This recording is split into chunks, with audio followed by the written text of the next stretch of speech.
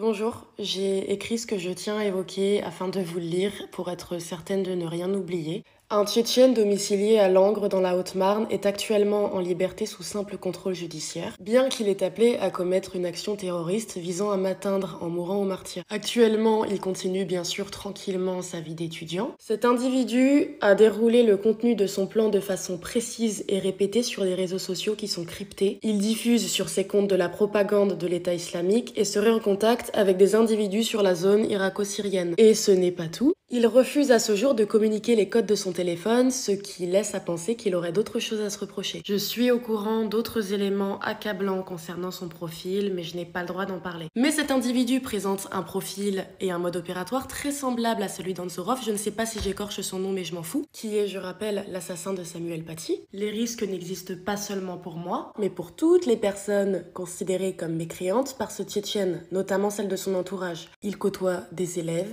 des professeurs. J'aime par-dessus tout la liberté. Vous avez pu vous rendre compte que je n'ai jamais renié mes propos sur l'islam, quoi qu'il m'en ait coûté. J'apprécie quand les personnes qui me suivent le font pour ma liberté d'esprit, pas pour m'enfermer dans des cases. Les personnes qui essaient de me coller une étiquette se casseront les dents. Je n'adoube jamais une personne à son entièreté. J'adhère ou je n'adhère pas à certaines idées. Je ne fais même pas de politique et je n'en ferai jamais. Je m'exprime spontanément.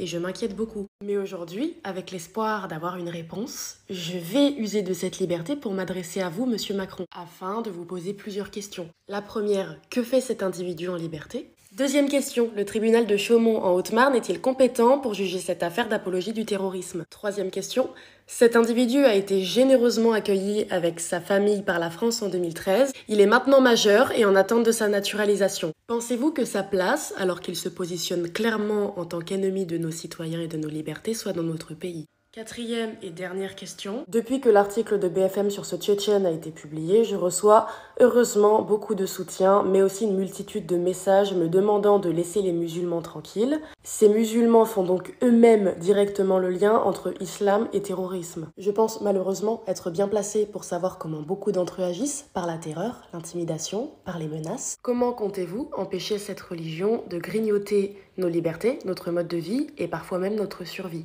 J'espère avoir une réponse. Enfin non, j'espère pas trop. C'est triste, mais j'ai l'impression qu'avec ce silence, il faut éviter de trop espérer maintenant.